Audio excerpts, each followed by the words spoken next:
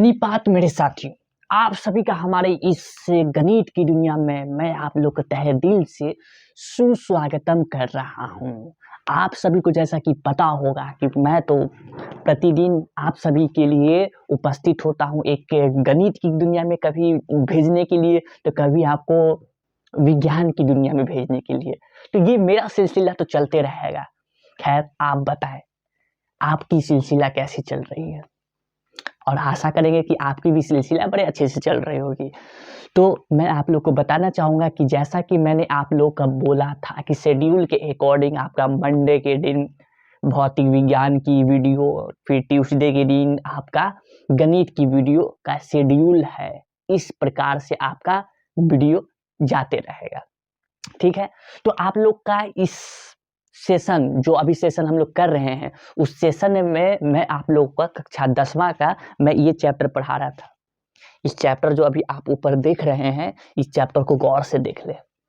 इस चैप्टर में अभी तक का मैं आपको भाग बाई भाग यानी कि पार्ट बाई पार्ट बहुत चीज आपको बता दिया। वो चीज था ये, इसमें क्या बता दिया देख लीजिए आप एक बार फिर से। भूमिका के बारे में था, तो इसका एक अलग सी पार्ट बना के आपको भेज दिया। उसके बाद इक्विलिट विभाजन प्रेमिका के बारे में था, इसकी भी एक अलग पार्ट में आपका जो भी बताने वाली बात थी वो सारी बता दी है, ठीक। उसके बाद फिर इसकी बात थी, इसकी भी बात जो की जाएगी वो आज की है, ठीक है, वो आज करनी है इसी की बात। ये भाग आपका काफी महत्वपूर्ण माना जाएगा, ठीक है। तो इसकी शुरुआत करेंगे। करने से पहले आप सभी को इस दुनिया में आने की बहुत जरूरी है। नहीं आएंगे तो इस बात को नहीं समझेंगे। आना जरूरी है आपको। कैसे आएंगे नहीं पता, आंख बंद करके आए कि एक जगह शांति होके आए, लेकिन कैसे आए नहीं पता, लेकिन आप लोग को आना है। ये कौन सी दुनिया है? गणित की दुनिया है, ठीक है। तो इसमें आनी आपको बहुत जरूरी है। तो आज का इसी की शुरुआत करना है, ठीक है। तो इसकी प्रारंभ करते हैं और आप सब से आशा रहेगा। और एक बात जरूर बोलना चाहेंगे कि अगर आपको वीडियो कहीं कट कट के आता है तो इसकी कुछ कारण है, ठीक है। यानी कि मैं जहाँ अभी वीडियो बनाता हूँ वहाँ पर वीडियो में कहीं कहीं शोरगुल कभी स्टार्ट हो जाता है, तो कभी कुछ हो जाता है, तो कभी कुछ आ जाता है। तो जहाँ जहाँ आपका वीडियो कट जाता है उसके लिए माफ़ी चाहेंगे आप सभी से। और कहते हैं ना, जहाँ फूल उगते हैं वहाँ पे कांटे होना जरूरी है, अति आवश्यक है। क्यों? बिना कांटे के फूल की सुंदरता की पहचान नहीं की जा सकती। इसीलिए जहाँ फूल है वहाँ पे कांटे होना बहुत जरूरी है। खैर, बातें तो बड़े अच्छी करते हैं, कोई दिक्कत नहीं है, लेकिन आज की जो बातें हैं उसको शुरू करते हैं। इस सबको बातों को रखते हैं साइड में और आज की क्लास का प्रारंभ करते हैं आप सभी के लिए। और ये वैसे छात्रों एवं छात्र के लिए बना रहे हैं। अगर ये वीडियो वहां तक पहुंच रहा है तो मेरी जितनी मेहनत है वो सारा सफल है। अगर मैं जिसके लिए ये वीडियो बना रहा हूँ, ठीक है, आप लोग को नहीं पता कि ये वीडियो किसके लिए बना रहा हूँ, लेकिन जिसके लिए भी बना रहा हूँ अगर वो उसके तक पहुंच जाता है तो मेरी सारी मेहनत, बहुत जो मेहनत की जा रही है बहुत अच्छी है। इन सभी को बात में रखते हुए चलते हैं।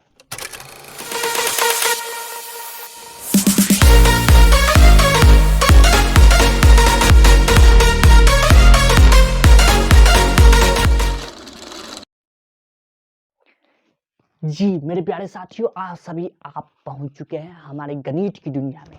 आइए इस गणित की दुनिया में मैं आपसे परिचय करवाता हूँ। ऐसे फिलहाल इसका परिचय मैं कुछ करवा दिया हूँ।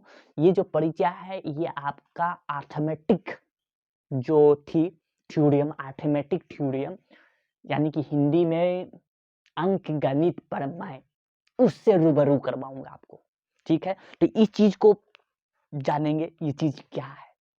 अच्छा, ये आपको ये चीज पहले भी आप जानते हैं कौन सी क्लास में, तो आप जाहिर सी बात है अगर इस क्लास में आए होंगे तो कहीं सीढ़ी बाई सीढ़ी चल के आए होंगे ना, ऐसा नहीं कि छलांग मार दिए हैं। कहने का मतलब जैसे कि 4 क्लास से सीधा 10 क्लास पे तो आए नहीं है, आप कहीं ना कहीं सीढ़ी चढ़ के आए। कैसा सीढ़ी? क्लास 4 से 5, 6, 7, 8, फिर 9, उसके बाद फिर 10th में, ठीक है, ऐसे आए होंगे, ठीक है। तो अगर ऐसे आए हैं तो बहुत अच्छी बात है आपके लिए, ताकि आपको समझने में कोई दिक्कत की बात नहीं होगी।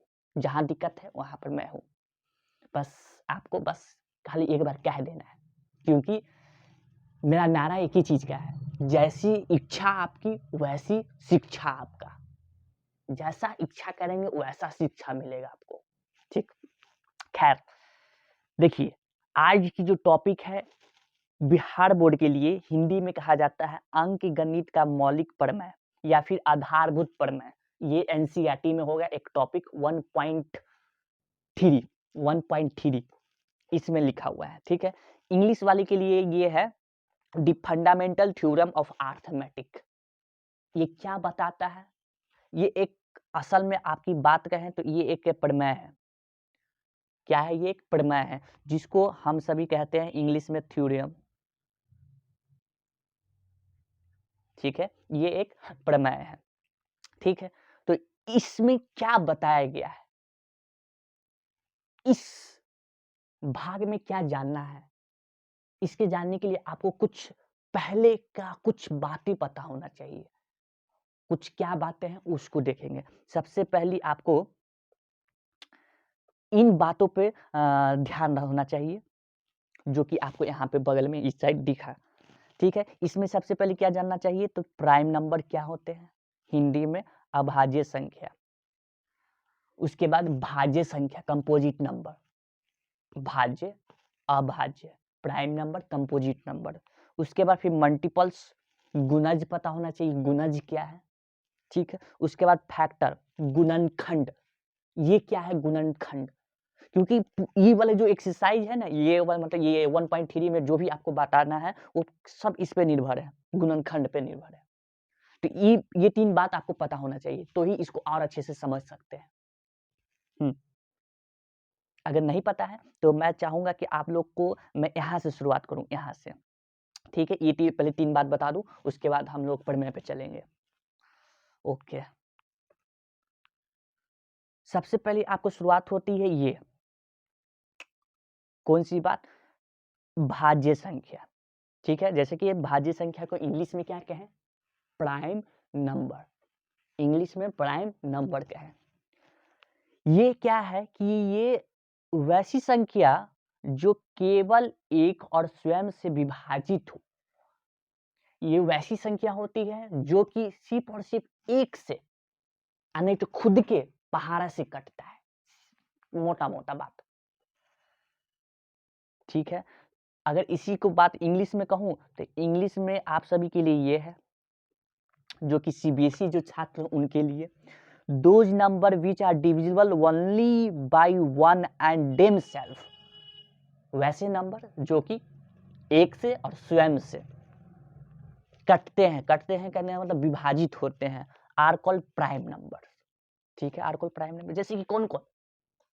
अगर मैं बात करूं 2 की, ठीक है, क्या ये 2 कोई ऐसा नंबर है जिससे 4 से भी कटे, 5 से भी कटे और किसी से भी कटे? तो अगर इसकी बात करें तो नहीं, ये जो नंबर है ये नंबर कटता है, पहली बात तो एक से ये पूरे विभाजित है, यानी कि डिवाइड हो सकता है। उसके बाद दूसरी नंबर है 2, इससे भी ये पूरी तरह से क्या है? विभाजित है। तो यानी कि इसमें 2 ही चीज आया, एक तो एक आया जो कि यहाँ पर कर रहा है केवल एक, और स्वयं, स्वयं करने का मतलब खुद के पहाड़ा से, तो इसमें 2 ही चीज आएगा। तो इसका मतलब इस संख्या को जो लिखा हूं, ये संख्या आपका अभाज्य संख्या है। कौन सी संख्या? अभाज्य, प्राइम नंबर है, ठीक है। अच्छा, 3 की बात करूं तो 3 किससे किससे कटता है? तो जाहिर सी बात है ये कटेगा, 3 आपका कटेगा 1 से और 3 से, तो यानी कि इसमें सिर्फ 2 ही फैक्टर आते हैं, यानी कि 2 ही गुणनखंड आते हैं, जिसका 2 गुणनखंड हो वो आपका प्राइम नंबर यानी कि अभाज्य संख्या, ठीक है। यानी कि ये आपका अगर किसकी बात करें,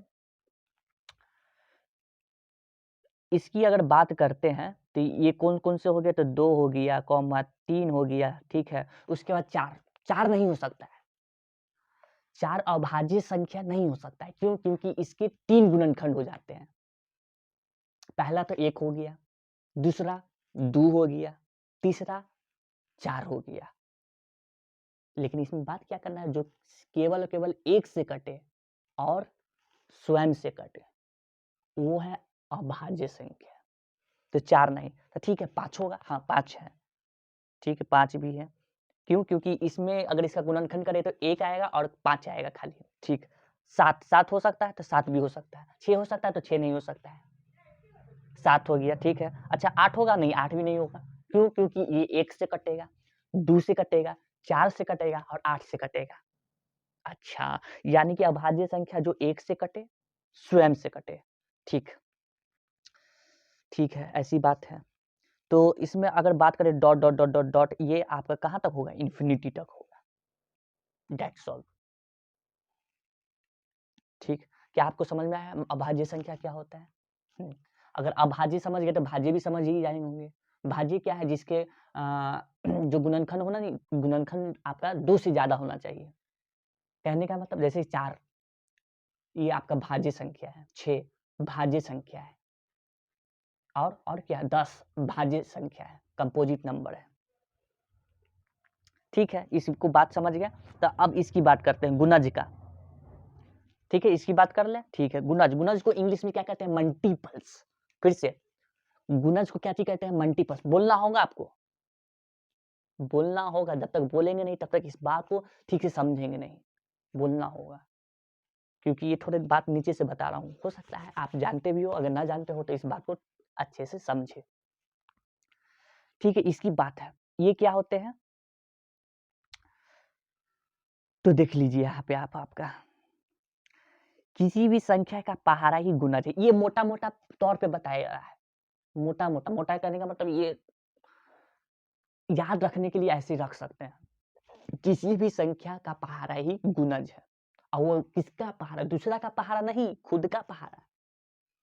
कहने का मतलब अगर मुझे मान लीजिए 2 का मल्टीपल्स निकालना है, यानी कि गुणज निकालना है, तो 2 का गुणज निकालने के लिए पहले तो लिखेंगे क्या?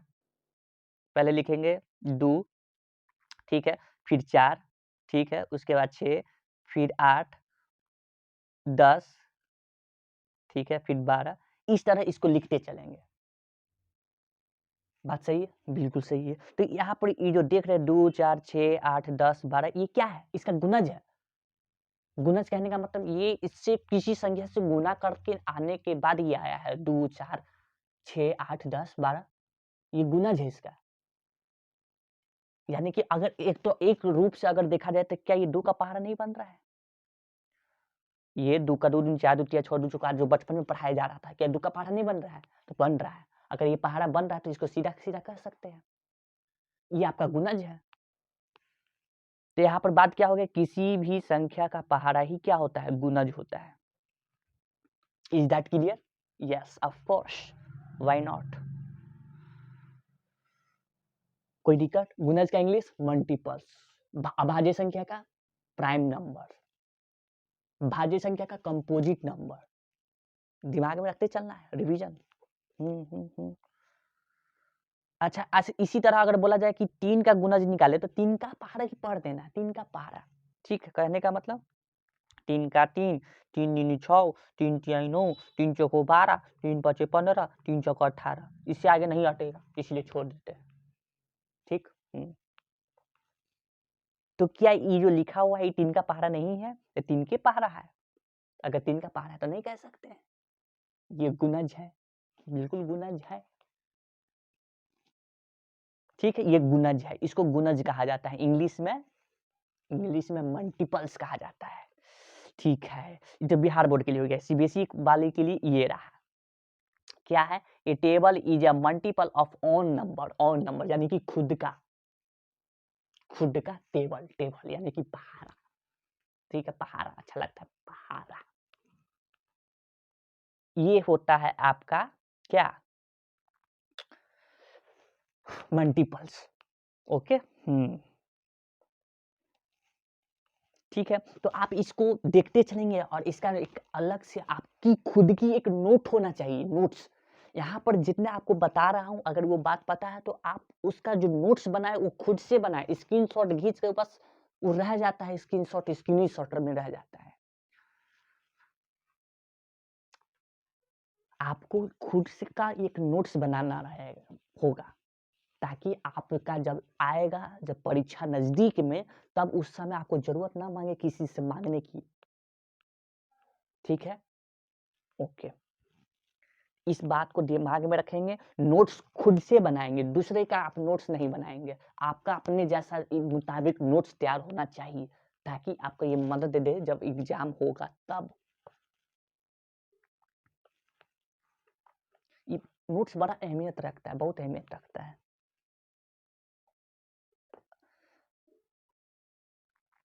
अगली जो बात है आपका फैक्टर। फैक्टर क्या होता है? फैक्टर होता है आपका गुणनखंड। देखिए यहाँ पे ध्यान से, फैक्टर यानी गुणनखंड। अभी तक जो भी बात बताई एक बार फिर से रिपीट कीजिए। चलिए फिर से, प्राइम नंबर का हिंदी बोलिए, प्राइम नंबर का बोलिए, प्राइम नंबर का हिंदी अभाज्य संख्या। कंपोजिट नंबर बताइए नहीं किए हैं, अभी नहीं बोले थे, जस्ट थोड़ा देर पहले नहीं बोले हैं। अभाज्य में अ हटा दीजिए तो भाज्य संख्या, कंपोजिट नंबर, ठीक है। उसके बाद आपका मल्टीपल्स, मल्टीपल्स का हिंदी गुणज। उसके बाद अभी फैक्टर, फैक्टर का हिंदी गुणनखंड। अच्छा ये 90 क्लास वाला है, लेकिन ये कुछ अलग है उससे। इसकी अगर परिभाषा देखिए क्या बोलता है गुणनखंड, किसी भी संख्या का गुणनफल के रूप में तोड़ने की क्रिया को गुणनखंड कहते हैं। किसी भी संख्याओं को गुणनफल के रूप में तोड़ने की क्रिया को गुणनखंड कहते हैं। नहीं समझे ना? नहीं समझे, ठीक है। इसको और अच्छे से समझते हैं। और पहले इसके लिए सीबीएसई बोर्ड वाले के लिए तो भी बता दूं, इसका इंग्लिश में डिफिनेशन क्या है। तो सीबीएसई बोर्ड के लिए ये रहा मेरा प्यारा सा, क्या लिखता है ये लिखता है the process of breaking news. ये वो वाली न्यूज नहीं है। The process of breaking any number into a product, ये एक प्रोसेस होगा जो कि एक गुणनफल के रूप में तोड़ा जाएगा, ठीक है। यानी कि कोई नंबर है, ठीक है, ये बात समझ रहे हैं। इज कॉल्ड फैक्टर का हिंदी गुणनखंड, भूलिएगा नहीं, ठीक है। इसको और अच्छे से बताने के लिए मैं आपको इस स्लाइड पे ले चलता हूं, ठीक है। मैं एक नंबर लेता हूं, वो नंबर लिया 320, ठीक है। ये क्या है? ये एक नंबर है, NUMBR। हिंदी में क्या बोलते हैं? हिंदी में कहते हैं संख्या। कोई दिक्कत तो नहीं? दिक्कत है, अच्छी बात है मेरे लिए तो। अच्छा ये 320 जो देख रहे हैं, इस 320 का गुणनखंड करें तो करिए ना। 320 का गुणनखंड करना है, करते हैं। तो ठीक है, 320 का कितना से लगा दे? तो लगाइए आप पहले 2 से, 1 6 0। अच्छा अब कितना से? 2 से, ठीक है। अब कितना आएगा? तो 8 0। फिर कितना? 2 से कितना आएगा? 40। अच्छा फिर 2 से लगाइए, कितना आएगा? 20, ठीक है। फिर 2 से लगाइए, कितना आएगा? 10 आएगा।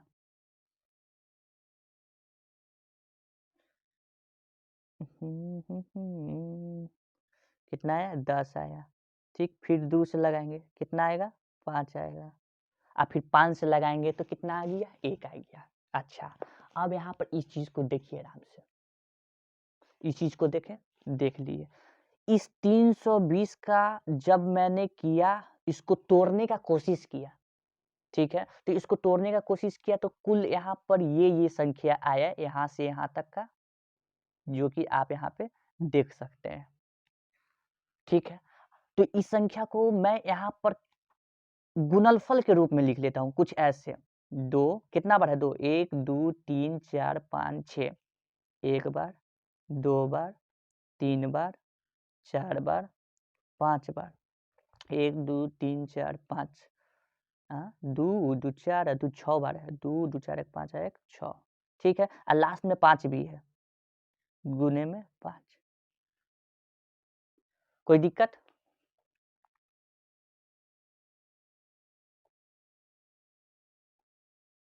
गुने में 5 कोई दिक्कत यहाँ पर नहीं है। अब आप यहाँ पर एक बात बताइए क्या इस सब को गुना करने पर जो यहाँ पर लिखे हैं इस सब को गुना करने पर क्या ये 320 नहीं आएगा आएगा कि नहीं आएगा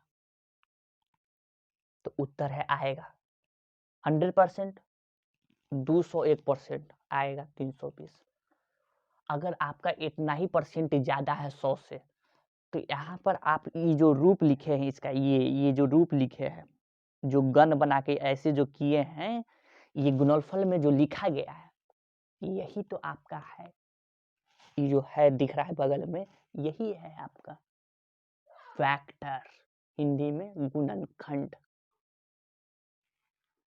क्या है ये फैक्टर है फैक्टर FACTOR फैक्टर हिंदी में बोला जाए तो गुणनखंड गुणनखंड और इसी चीज में ऐसा कोई मैथमेटिशियन कुछ देख लिए बात को और उसी बात पे एक बन गया fundamental theorem arithmetic fundamental theorem और इसी चीज के विषय का बात करना है इसमें अभी तक जो बात को जाने थे वो बात आपका नीचे का बात था ठीक है अगर इस बात को समझ गए हैं आप अच्छी तरह से गुणनखंड क्या है तो बहुत अच्छी बात है इसको हटाओ मिटा दूं ठीक है मिटा देते हैं तो आपको ये बात समझ में आया समझ में आ ही रहा होगा ठीक है तो अगर इतनी बात अगर आपको समझ में आ गया पूरी तरह से ठीक है तो अब इस पेज पे आइए और इस पेज पे आने के बाद इस चीज को आप लोग आराम से पहले आराम से कोई जल्दबाजी नहीं है कोई ट्रेन नहीं छूट रहा है कहीं का प्लेन इधर से उधर क्रैश नहीं हो रहा है आराम से पहले इस चीज को देखें क्या ये ऐसा पेज आपको NCERT में दिख रहा है ठीक है दिखा होगा ठीक है तो इसके बारे में जानकारी ले लेते हैं देखिए NCERT में थोड़ी है ना 10th क्लास में घुमा फिरा के बात कह देता है और यही बात आप चाहे तो समझ सकते हैं अपने से भी समझ सकते हैं ठीक है लेकिन इसकी बातों को अगर पकड़े तो ठीक है ठीक कोई दिक्कत नहीं है तो सबसे पहले आप इनके बारे में जान लें ये क्या है इनके बारे में थोड़ी देखिए ऐसे नंबर लाने के लिए तो आ सकता है कोई दिक्कत नहीं है लेकिन थोड़ा ये भी तो विषय के बारे में जान ले कि जो चीज खोज खाज के जो दे रहे हैं एक व्यक्ति कौन है ये सब है कि इनके बारे में थोड़ी बातों का ज्ञान रखना जरूरी है ठीक है तो ये व्यक्ति जो देख रहे हैं इस व्यक्ति का नाम है कार्ल फ्रेडरिक गॉस ठीक है इन व्यक्ति का नाम है कार्ल फ्रेडरिक गॉस जो कि सन इतना से इतना की ये इनका जन्म हुआ मृत्यु हुआ ठीक है इन्होंने क्या बात है किस विषय के बारे में बात देखा तो आप जो अभी पढ़ रहे हैं क्या अंक गणित की आधारभूत प्रमेय ये वाली जो 1.2 थ्योरम यानी कि प्रमेय ये इन्होंने ही दिया था ठीक है के रूप में व्याख्यात होने से पहले प्रमेय 1.2 का संभावतः सर्वप्रथम वर्णन यूक्लिड के एलिमेंट्स की पुस्तक 9वें में साध्य 14 के रूप में हुआ था यानी कि यूक्लिड का एक किताब है जिनका नाम उन किताब का नाम है एलिमेंट्स ठीक है और उस एलिमेंट्स की पुस्तक में उस क्लास 9 के एलिमेंट्स की पुस्तक में आप इस बातों को देख सकते हैं लेकिन फिर बाद में ये आते हैं हमारे गणित के दादा नहीं बोले इनको मैथमेटिशियन गणितज्ञ कहे ये सब आकर थोड़ी बातों को विस्तार पूर्वक से समझाए कि ये जो आप पढ़ रहे हैं ये ऐसे होता है ये ऐसे ऐसे करने पर वैसे वैसे हो जाता है दैट्स इट प्रूव्ड खत्म कहानी ठीक है हम लोग के लिए तो प्रूव नहीं हुआ ना समझ में आना चाहिए हम सभी के लिए ठीक, तो ये सब क्या है, इसकी सबसे पहले सही उत्पत्ति कार्ल फ्रेडरिक गॉस इन्होंने अपनी कृति डिस्क्विस आर्थमेटिकी में दी थी। अच्छा, कहने का मतलब ये है ना कि इस बात को इन्होंने पहले लिखा था, पहले ये बात को बता चुके थे, जो कि इस चीज में इस पुस्तक है कि क्या है पता नहीं, इसमें लिख के बता दिए थे। ठीक है, कोई दिक्कत नहीं है। और क्या है, तो कार्ल फ्रेडरिक गॉस को प्रायः गणितज्ञों का राजकुमार, माय गॉड, राजकुमार, समझ रहे हैं, गणितों का राजकुमार होता था, दादा रे दादा, यानी कि राजकुमार भी, गणित का पापा भी होता था, पापा यानी कि पिताश्री। अच्छा, पता है आपको गणित के पिता कौन है? गर्व से हम लोग नाम लेते हैं उनका। आप लोग हम भारतीय की बात में बात कर रहे हैं, भारतीय में गणित के पिता कौन है? आर्यभट्ट। गर्व से नाम लेना चाहिए जैसे ऐसे व्यक्ति को। ठीक, कहा जाता है तथा उनका नाम सभी समय कालों के 3 महानतम गणितज्ञों में लिया जाता है। अच्छा, ये भी गणितज्ञ थे, कौन? जिनमें आर्किमिडीज आते हैं और न्यूटन भी शामिल थे। अच्छा, यानी कि राजकुमार के साथ साथ ये जो राजकुमार है ना, इनके साथ साथ ये है, आर्किमिडीज भी है और न्यूटन भी है। अच्छा, इसके बारे में 9th में ज्यादा पढ़ने के लिए मिलता है, भौतिक विज्ञान में। ठीक है, इस बात को कोई दिक्कत नहीं है। उनका गणित और विज्ञान दोनों में मौलिक योगदान है। किनका? आर्किमिडीज का और किनका? न्यूटन का। विज्ञान में भी दिए हैं योगदान, और प्लस में आपका जो गणित की दुनिया है, जिसे कह रहे हैं अभी, जिसमें है मैं हूँ, जिस बड़ी दुनिया में अभी मैं जी रहा हूँ, उसी दुनिया में इनका योगदान है। ठीक, इनके बारे में जानकारी मिल गया। तो ये बोले क्या, समझाएं क्या, इसके बारे में देख लेते हैं। ठीक है, प्रमेय को देखें। प्रमेय, आइए प्रमेय पर हटाइए सबको। इनका नाम था कार्ल, अच्छा खाली यही नाम लिखा देखें, कार्ल फ्रेडरिक गॉस, कोई दिक्कत नहीं, लेकिन इस चेहरा को आप लोग याद रखेंगे। ये चेहरा राजकुमार का है, गणित राजकुमार। हटाइए सबको बातों। प्रमेय क्या है? अंक गणित की आधारभूत प्रमेय, ये एनसीईआरटी के बुक में है। ये कहता है, आप कहानी को यहाँ पे आराम से दिलचस्प लेकर सुनेंगे। ये कहता है प्रत्येक भाज्य संख्याओं को अभाज्य संख्या के गुणनफल के रूप में व्यक्त या फिर गुणनखंडित किया जा सकता है, तथा वह गुणनखंड अभाज्य गुणनखंडों के आने वाले क्रम के बिना अद्वितीय होता है। अद्वितीय होता है यानी कि यूनिक होता है, यूनिक वे होता है। नहीं बाबा, बहुत बड़ा बात कह दी है। अच्छा, इस बात को समझने के लिए आपको आना होगा यहाँ पे, इस बोर्ड पे आना होगा। ठीक है, इन्होंने जैसा कहा, क्या कहा था एक बार फिर से देखिए। इन्होंने क्या, जितना बार आप प्रमेय को पढ़ेंगे उतनी अच्छा है आपके लिए। क्या है, इन्होंने क्या कहा? प्रत्येक भाज्य संख्या को अभाज्य संख्या के रूप के गुणनफल के रूप में व्यक्त किया जाता है। जैसा कि इनके प्रमेय में 2 नाम जरूर आया, एक भाज्य संख्या और दूसरा अभाज्य संख्या। इसीलिए मैंने आपको सबसे पहले वो चीज बताया, क्या? Composite number, prime number. Composite number का हिंदी भाज्य संख्या, प्राइम नंबर का हिंदी अभाज्य संख्या। इसीलिए मैंने आपको पहले वो बताया था। ठीक है, अब इन्होंने क्या देखा, अब इसकी विषय आपको बताता हूं।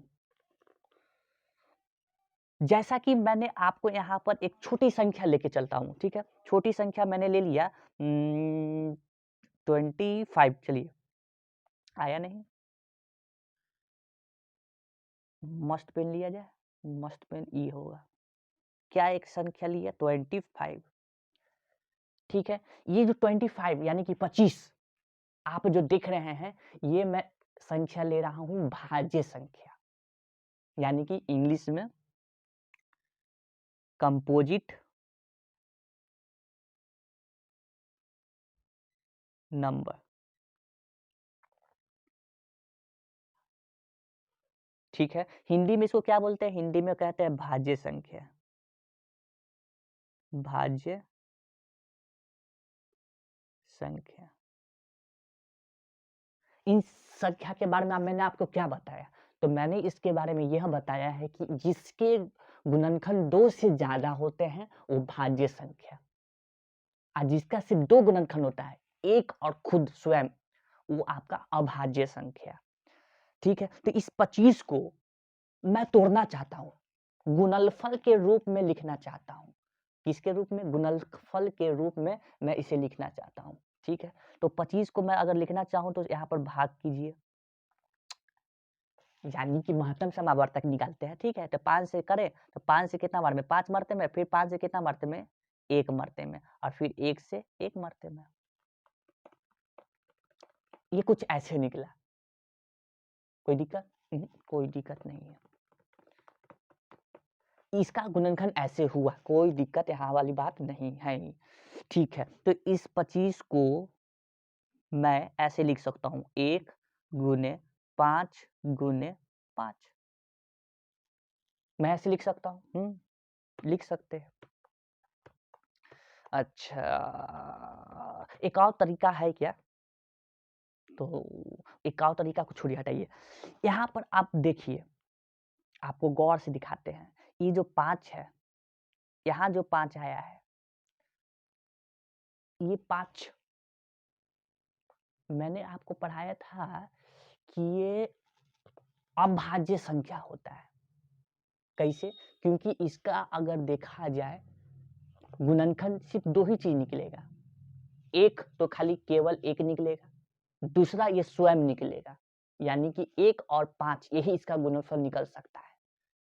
और जिसमें सिर्फ यही गुणनखंड आता है, केवल 1 और स्वयं, वो आपका अभाज्य संख्या होता है।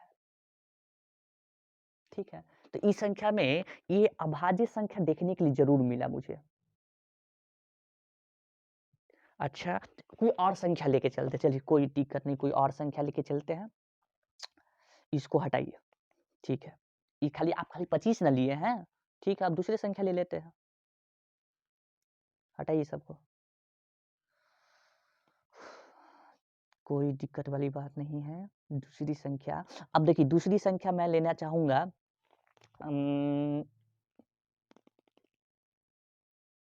400 400 लेके चलेंगे? नहीं, 400 नहीं लेके चलेंगे, 405 लेके चलेंगे।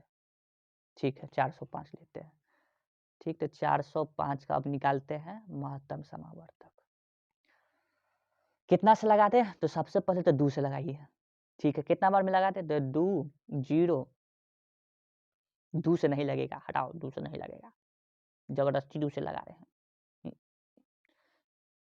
3 से लगेगा, 5 4 9, 3 से लग जाएगा। चलिए ठीक है, 3 से कितना मरते में? 1 मरते में 3 10, 3 तिहाई 9, 3 पचे 15।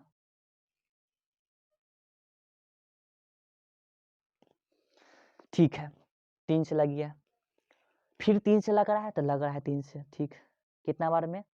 तो 6 तिया 18 होता है, 5 तिहाई 15, 4 तिहाई 12, 4 मरते में 1 बच गया, 5 तिहाई 15 45। ठीक है, अच्छा फिर अब कितना से? 5 से लग रहा है।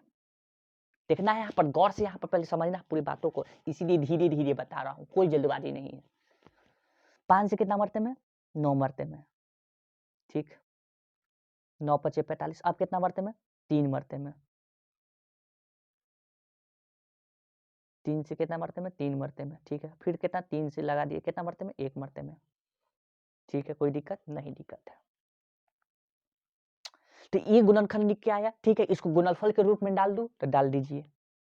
तो गुणनफल के रूप में इसको अगर डालने की कोशिश किया जाए तो निकलेगा इसका 3 गुने, कितना बार है? 1 2 3 4 बार है, 2 3 4 5 कितना बार है? 1 ही बार है, गुने में 5। ठीक है, लिख दिए? हाँ, लिख दीजिए। तो यहाँ पर एक चीज देखने के लिए मिला, और ये जो मैं देख रहा हूँ ना, ये मैंने ऑब्जर्व नहीं किया है, इस पे मैंने परीक्षण नहीं किया, ये परीक्षण किए हैं काल्फ कार्ल ये जो गॉस थे, कार्ल कैडरिफ गॉस जो भी है, वो गॉस ने देखा था, जिनको राजकुमार कहा जा रहा है। क्या देखते हैं इसमें? इसमें देखने के लिए यही मिला ना इनको कि आप यहाँ पर गौर करें, यहाँ पे 3 आया, ये कौन सा ले लेते हैं भाई, जा गायब हो गया। कोई दिक्कत नहीं है, फिर से बताएंगे, फिर से आपको बताता हूँ।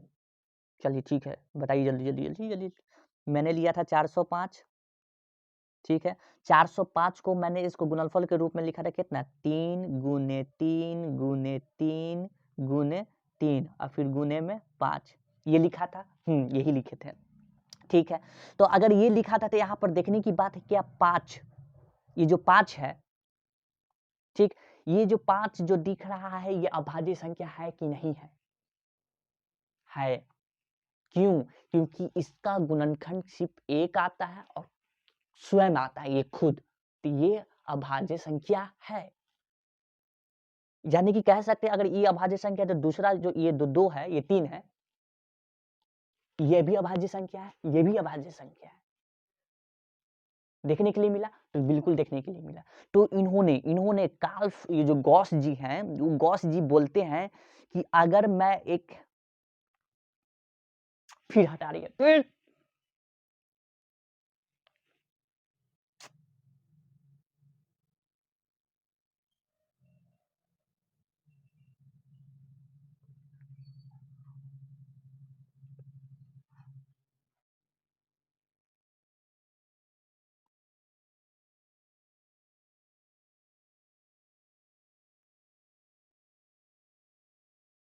405, 405 का क्या निकला था? 405 का निकला 3 गुने 3 गुने 3 गुने 3 गुने 5, ये निकला। यही निकला था। अब क्या है कि यहाँ पर आपको ये जो संख्या दिखा, ये संख्या अभाज्य संख्या, ये संख्या अभाज्य संख्या, यानी कि अगर मैं ये वाला संख्या लेके चला, ये वाला, ठीक है, ये कौन सी संख्या था? भाज्य संख्या। तो यानी कि अगर भाज्य संख्या अगर मैं लेता हूं तो उस चीज को मैं अभाज्य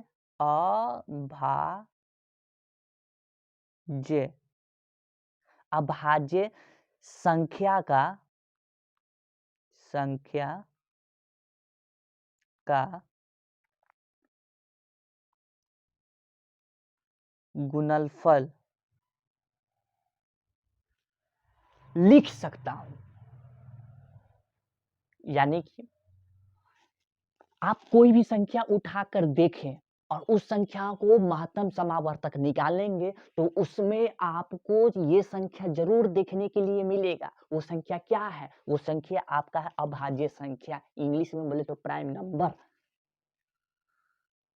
और ये जो यूनिक है, ये एक यूनिक वे है, अद्वितीय है, इसमें आना है तो आना है अभाज्य संख्या को उसमें, और इसकी अगर रूप में भाज्य संख्या को अभाज्य के रूप में अगर डाल दिए और इसका गुणनफल के रूप में अगर डाल के दिखा रहे हैं तो वही तो है हमारा fundamental theorem, arithmetic fundamental theorem, अंक गणित प्रमेय। जिन्होंने बात कौन दिखा था, इसको हटा रहा हूं अब, ठीक है, ये बार बार हट जाता है, ठीक है। जिन्होंने यहाँ पर इस चीज को देख के बताया, यहाँ पे प्रत्येक भाज्य संख्या का अभाज्य संख्या के गुणनफल के रूप में व्यक्त किया जा सकता है। आपको समय वाले लग रहा है, लेकिन समय लग रहा है तो मैं आपको उस तरीके के बताने का भी कोशिश कर रहा हूँ कि पूरी तरह से दिमाग में घुस जाए, आपको यहाँ से यहाँ घुसे, ठीक। एक और उदाहरण बताए, अगर नहीं समझ में आया होगा तो एक और उदाहरण बताते चलिए। अगर आपको ऐसा लग रहा हो कि ऐसा थोड़ी ना बात है, आप ये लेके बताइए, बड़का नंबर लेके बताइए, तो कितना नंबर ले बताइए आप ही, तो ज्यादा नहीं, आप ये लेके बताइए ना, कितना? 705, चलिए ठीक है, 705,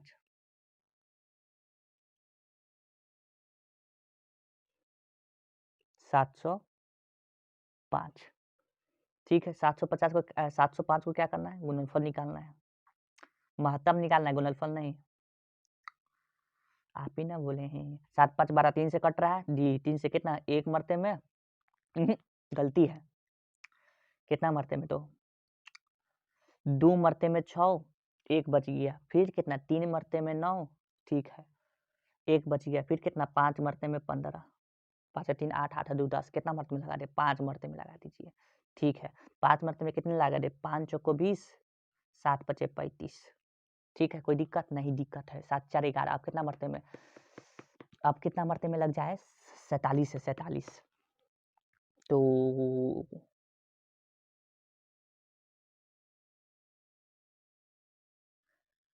इतना ही पे छोड़ देते हैं, ठीक है, इतना पे अगर छोड़ दिए तो इसका गुणनफल आया 3 गुने 5 गुने 47,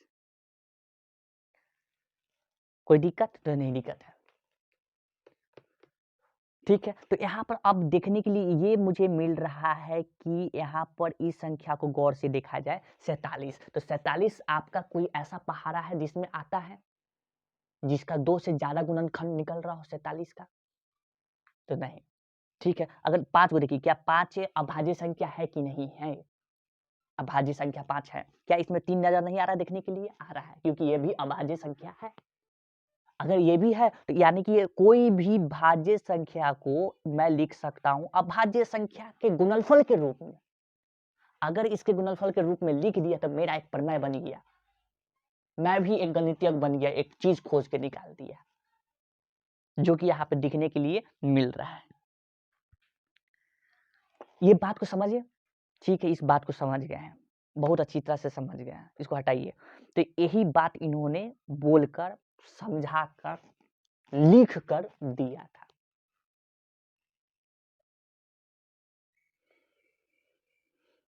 ठीक है, ठीक है, ये भी बात को समझ में आ रहा है पूरी तरह से। कोई यहाँ पर समस्या है तो नहीं, कोई समस्या नहीं है। अच्छा, ये जो चीज मैंने आपको यहाँ पर जो करके दिखाया ना, भाज्य संख्या को अभाज्य संख्या के गुणनफल के जो रूप में करके दिखाया, अब आप इसके 2 तरीके हैं करने का, या तो आप उस तरीके से करके दिखाएं और नहीं तो उसकी वृक्ष बना के दिखाएं। वृक्ष कैसी वृक्ष, गुणनखंड वृक्ष, ठीक है। गुणनखंड वृक्ष कैसा है, आपके एनसीईआरटी में मिलेगा, कुछ इस प्रकार का मिलेगा, देखिए ऐसा, ठीक है। यहाँ पर भी एक बार चीज देख लेते हैं, यहाँ पर ये देखिए, यहाँ पर बोल रहा है क्या, गुणनखंड वृक्ष बना के दिया है, जो कि फैक्टर ट्री इसको कहते हैं इंग्लिश में फैक्टर ट्री, ठीक है, जो कि यहाँ पर भी वो प्रमेय लागू हो रहा है, ठीक है, लागू हो रहा है। क्या लागू हो रहा है, यहाँ पे देखिए, यहाँ पर ये संख्या लिया गया है, ठीक है, इसका गुणनखंड किया गया, तो यहाँ पर देखिए 2 से जब किया गया तो ये आता है, ठीक है, इसको ऐसे कर कर ऐसे दिखाया गया, अच्छा ठीक है। फिर 2 से भाग दिया गया तो 2 से भाग देने के बाद ये आया, ठीक है। फिर 2 से यहाँ पर देखा गया 2 के पहाड़ा में आया तो ये आया, ठीक। फिर 3 से ये लग कर ये आया, फिर आपका ये 3 से लग कर ये आया, फिर 5 से लगा ये लग के ये आया, फिर 7 से लगा ये लग कर ये आया। तो यानी कि अगर ये सब जो आ रहा है, ये सब जो निकल के आया है इतना दूर, अगर इसको गौर से देखा जाए, ये अभाज्य संख्या है, बिल्कुल। क्यों, क्योंकि इसके, आपको तो पता ही है क्यों, चलिए हटाइए। 3 अभाज्य संख्या है। 5 अभाज्य संख्या है। 7 अभाज्य संख्या है। 13 अभाज्य संख्या है।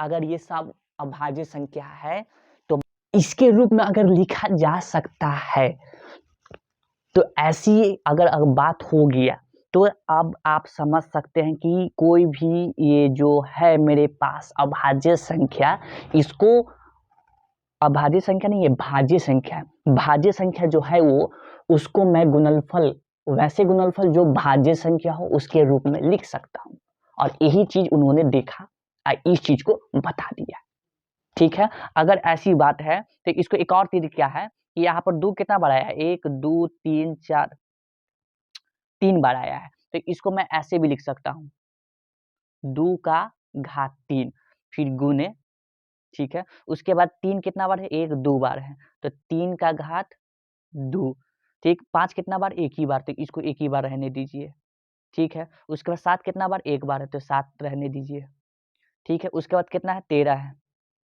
13 है, तो 13 का 13 ही रहने दीजिए। 1 बार है, सब ये 1-1 बार, ये 1-1 बार है, तो इसको ऐसे भी लिख सकते हैं, ठीक है। इसको ऐसे भी मैं लिख सकता हूँ, ठीक है, जो कि आपको यहाँ पर समझ में आ गया होगा। अगर ये सब अगर बात समझ में आ गए आपको, तो मैं अब आप लोग से चाहूँगा कि एक अलग भाग में आप लोगों का इससे आधारित प्रश्न करवाऊँ, जो कि एक्सरसाइज 1.2 होगा, ठीक है। तो उसके लिए अब मैं अभी जाने का अनुमति चाहूँगा, क्योंकि समय बहुत ज़्यादा हो गया है, ठीक। मिलूँगा अगले पार्ट में, तब तक के लिए जय हिंद, जय भारत।